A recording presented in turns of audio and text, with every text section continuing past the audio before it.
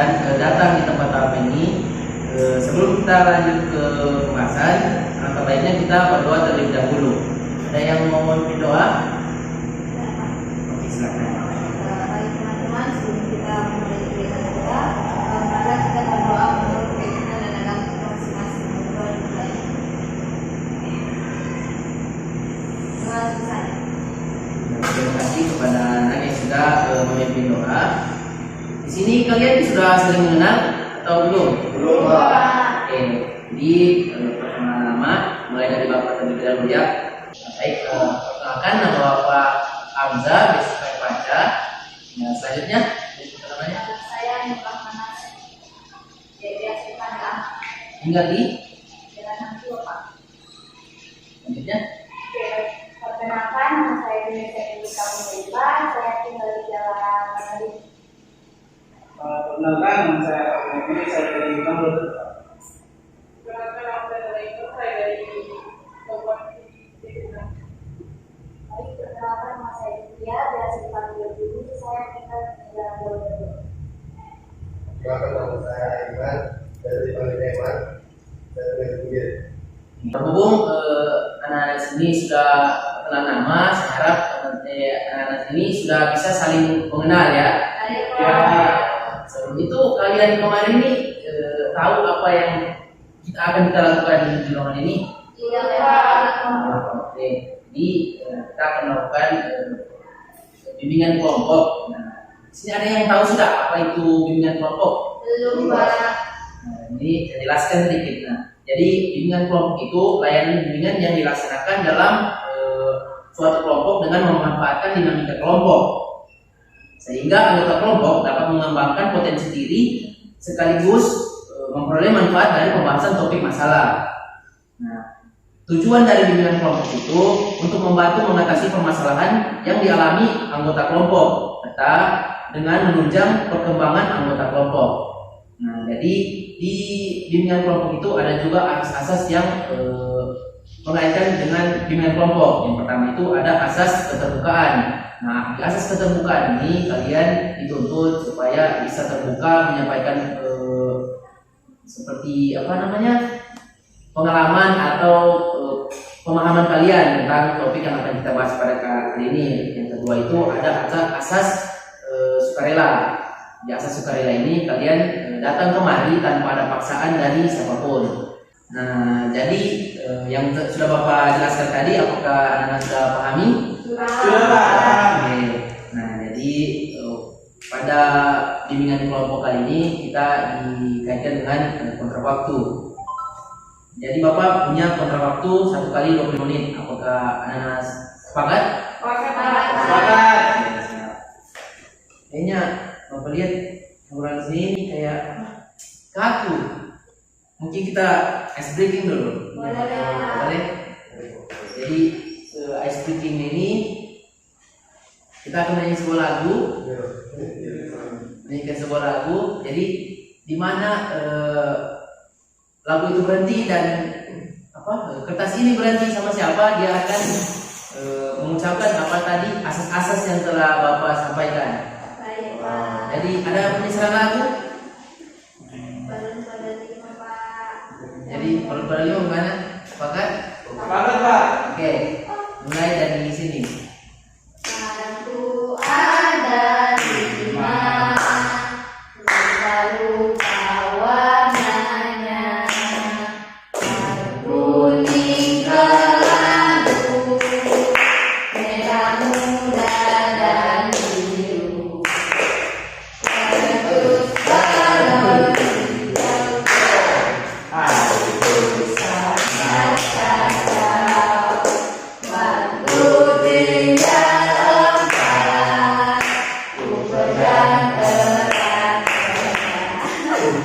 Oke, Fadlin ya. Oke, jadi kertasnya berhenti sama Fadlin ya. Coba Fadlin jelaskan tentang dua asas yang Bapak jelaskan tadi. Tadi ada asas kesukarelaan, Pak. Ya. Apa asas Sama kesukarela? asas keterbukaan, Pak. Penjelasannya apa? Nah, asas kesukarelaan itu kita akan kegiatan ini secara sukarela, Pak. Oke. Kalau keterbukaan, Keterbukaan kita akan memberikan penakutivitas dan pemahaman kita, Pak. Oke, berarti sudah paham semua ya. Kita terus. Nah, setelah kita melakukan tadi speaking, apakah anak-anak sudah siap untuk melanjutkan ke tahap berikutnya? Siap. Nah, jadi topik yang kita bahas kali ini mengenai kenakalan remaja tentang penyalahgunaan narkoba. Sini ada yang tahu apa itu narkoba? Benda terlarang, Pak. Selain itu, Obat-obatan, Pak. ada lagi? Oke, apa itu? narkoba, narkotika, psikotrotika, dan zat terlarang. Oke, betul semua yang Anda bilang tadi. Jadi narkoba itu singkatan dari narkotika, psikotropika, dan bahan adiktif berbahaya lainnya. Adalah bahan atau zat yang dimasukkan dalam tubuh manusia baik secara oral atau diminum, dihirup maupun disuntikan, dapat mengubah pikiran, suasana hati atau perasaan dan perilaku seseorang. Nah, jadi penyalahgunaan narkoba itu merupakan salah satu masalah besar yang dihadapi oleh bangsa Indonesia, karena saat ini sudah banyak generasi muda kita yang menjadi korban barang terlarang tersebut. Tentu hal itu dapat merusak generasi muda bangsa Indonesia. Nah, Indonesia itu sendiri pada tahun 2017 para pemakai narkoba berada di rentang usia 11 sampai 59 tahun, di mana pada rentang usia tersebut terdapat usia produktif atau usia pelajar. Berawal dari ingin coba-coba atau sekedar ikut-ikutan hingga pada akhirnya mengalami ketergantungan. Nah, jadi Bapak mau tanya dulu sama anak yang ada di sini, apakah anak di sini ada yang punya pengalaman atau ada temannya yang sudah ketergantungan terhadap narkoba itu, atau ada yang di sekitarnya pernah lihat? Ada? Ya, silakan. Kalau saya Pak, sendiri, dia sudah ketergantungan dengan tahu satu.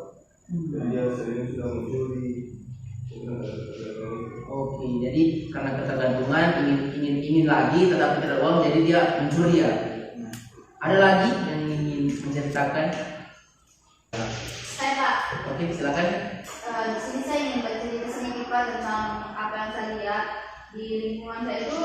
Saya melihat banyak pengonsumsi narkoba itu, Pak. Jadi mereka itu kayak gimana ya, sudah tidak jelas arah dan tujuan hidupnya begitu, dan Pak. Oke, berarti mereka itu sudah apa namanya, kayak terbiasa Iya. keluar ke kemari, mungkin karena ketergantungan tersebut ya. Tergantung juga, Pak, sudah kayak tidak seperti manusia pada umumnya, Pak.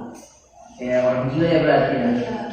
Nah, jadi betul seperti yang diceritakan sama Aiman dan Nur Rahmat tadi, bahwa penyalahgunaan narkoba itu bisa jadi diri seseorang itu menjadi tidak normal kembali, seperti mereka tidak jelas apa yang mereka mau buat, apa yang mereka lakukan itu semuanya tidak jelas. Nah, jadi dari cerita Aiman dan Nur Rahmat tadi, apakah teman-teman di sini tahu apa itu faktor-faktor penyebab dari penyalahgunaan narkoba itu? Siapa duluan? Silakan. Kalau dari saya, mungkin ada kemungkinan faktor penyebabnya itu dari pertama itu perilaku. Nah, yang kedua itu adalah sosial atau pengaruh masyarakat. Yang ketiga itu adalah pergaulannya. Oke, dari saya itu. Silakan. Oh, dari perkembangannya.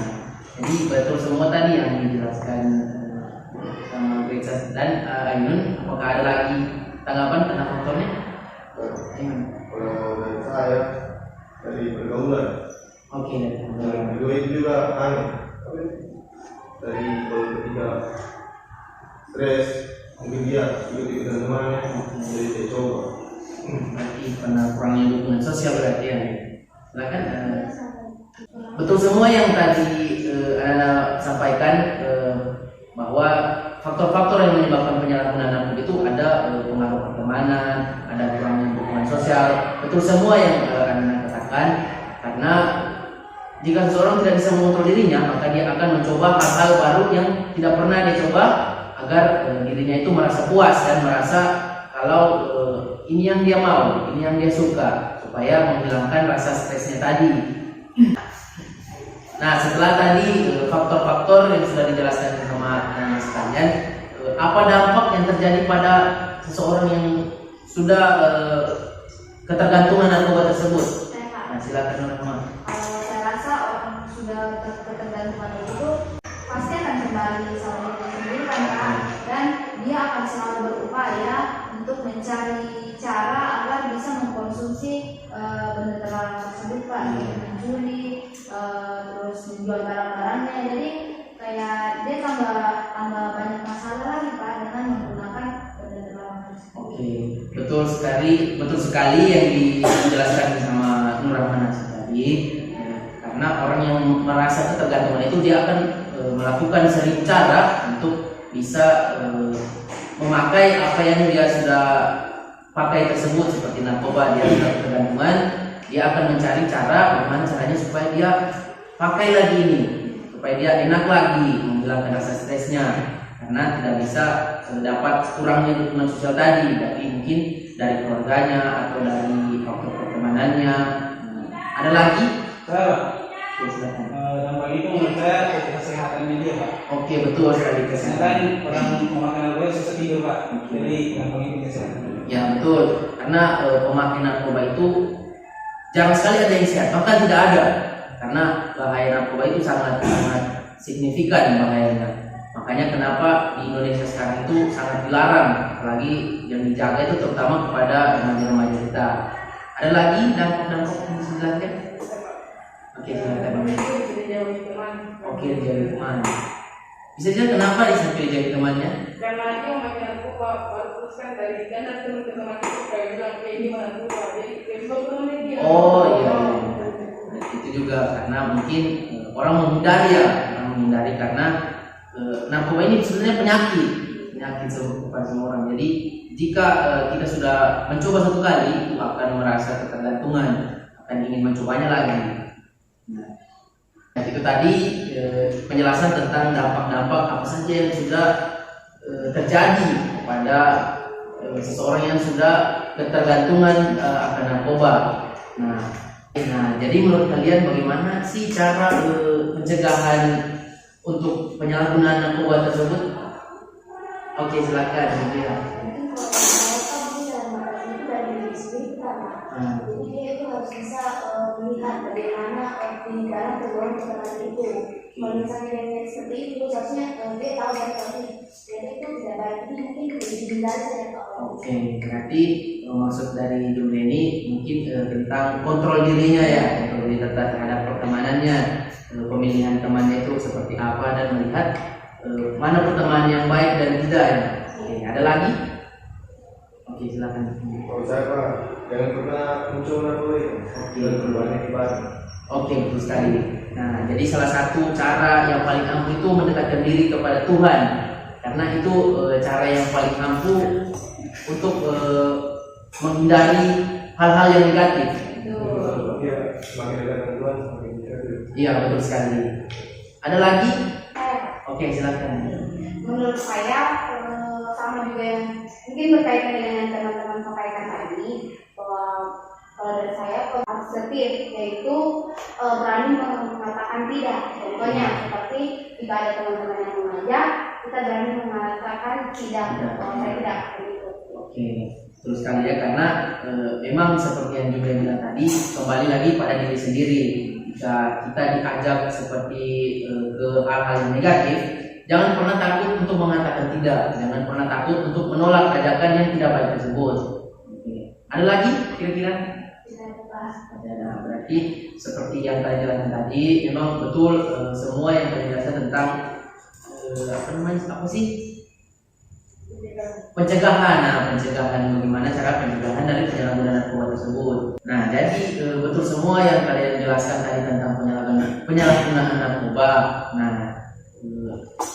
penyalahgunaan narkoba itu sebenarnya memang tidak baik untuk kesehatan dan untuk masa depan kalian, karena awalnya mencoba itu diri kalian itu akan merasa ketergantungan dan kalian akan mencari terus memakai terus narkoba tersebut. Jadi lambat laun kalian itu akan ketergantungan dan akan terus mencobanya, karena zat aditif ini sangat berbahaya dan sangat berdampak buruk bagi kesehatan dan bagi diri kalian. Nah, berhubung kita dibatasi oleh waktu, sebelum Bapak tutup, mungkin Bapak mau menanyakan kesan kalian selama mengikuti bimbingan kelompok ini. Mungkin mulai dari Nurah Mansur. Baik Pak, terima kasih kesan yang saya dapat.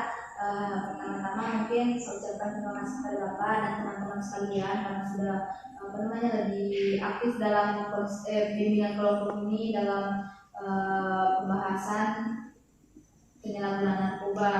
Nah, saya berterima kasih karena dengan pembahasan itu saya bisa tahu apa sih bahayanya narkoba. Ternyata memang berbahaya sekali, apalagi sama kesehatan tubuh. Terus mungkin lanjut, Reza. Oke, terima kasih Pak. Kalau dari saya pesan selama mengikuti proses bimbingan kelompok pada saat ini, saya pasti senang karena bisa bertemu dengan teman-teman juga, bisa berbagi cerita juga, dan untuk materi yang Bapak sampaikan bisa menambah wawasan saya tentang apa itu narkoba, penyebabnya dan dampaknya serta cara mengatasinya. Oke, bisa dilanjut, Adin. Singkat Pak, tentunya senang juga Pak dan bisa mendapatkan ilmu dari Bapak tentang apa itu narkoba dan bahaya-bahaya dan segala macam itu Pak. Jadi Ini lanjut ini.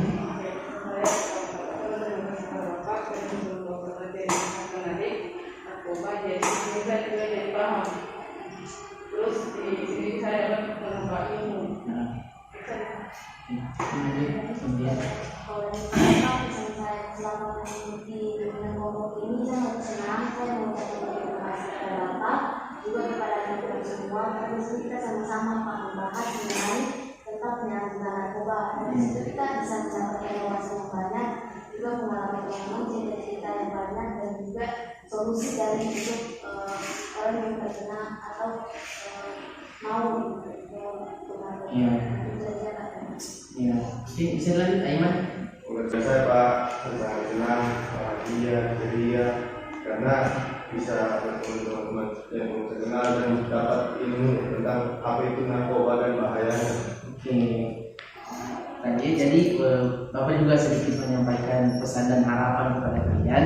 Nah, jadi pesan Bapak itu mungkin kalian bisa saling merangkul dan bisa saling menjaga agar kalian tidak mengalami juga yang namanya penyalahgunaan narkoba. Dan harapan Bapak, kalian itu jangan pernah mencoba-coba hal yang tidak kalian pernah coba, seperti halnya tentang narkoba ini atau penggunaan zat aditif yang lainnya.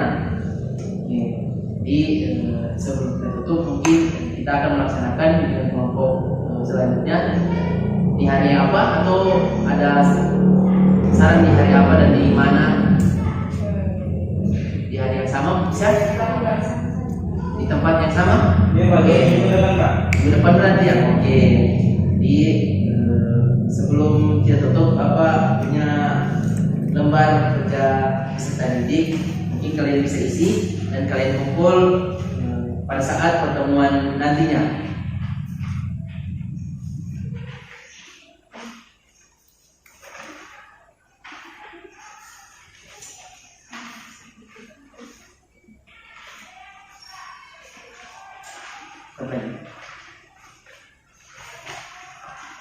Oke, jadi sebelum kita tutup, alangkah baiknya kita berdoa terlebih dahulu. Siapa yang memimpin doanya? Oke, silakan Iman. Oke, teman-teman, Bapak belum pulang, marilah kita berdoa agar kita keselamatan. Berdoa dimulai.